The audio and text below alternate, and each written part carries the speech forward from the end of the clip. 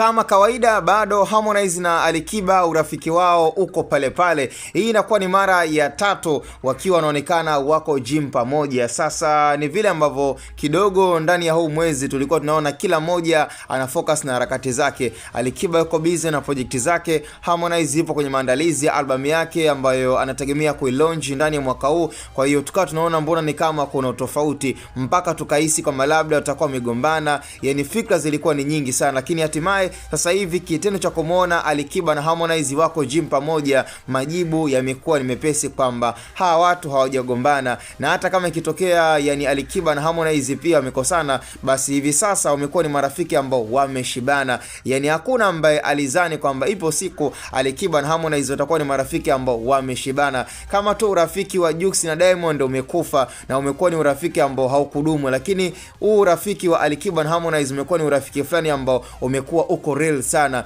Ni urafiki wa kweli kwamba Alikiba ametokea kumkubali Harmonize sasa hivi, na the same pia kwa kaka yetu Rajabu pia na yeye ameonyesha amemkubali Alikiba. Kwa mwisho wa siku ndio maana mchongo unakuwa ni mwepesi. Lakini kwa ule urafiki wa Jux na Diamond ulikuwa ni urafiki wa kimaslahi. Diamond alikuwa anataka kumtumia Jux kwa maslahi yake kimuziki, na Jux pia alikuwa anataka kumtumia Diamond kwa maslahi yake ya kimuziki. Kwa kila mmoja alikuwa after mwenzake. Lakini kwa Alikiba na Harmonize sidhani kama kuna mtu ambaye anataka kumtumia mwenzie. Ndio maana urafiki wao mpaka hivi leo Alikiba na Harmonize wanaongea na wapo karibu, na kama hivyo wanashinda gym pamoja kama kawaida, simu zinaita, wanasapotiana kwenye show. Kwa ni kitu ambacho inabidi watu wajifunze kama kilichotokea kwa Alikiba na Harmonize. Lakini kwa Jux na Diamond urafiki ulikuwa ni wa maslahi na sio urafiki ambao ulikuwa ni wa kweli. So cha msingi wadau wangu, make sure na subscribe, ku like na ku comment. Hapa ni Hatuboy Media.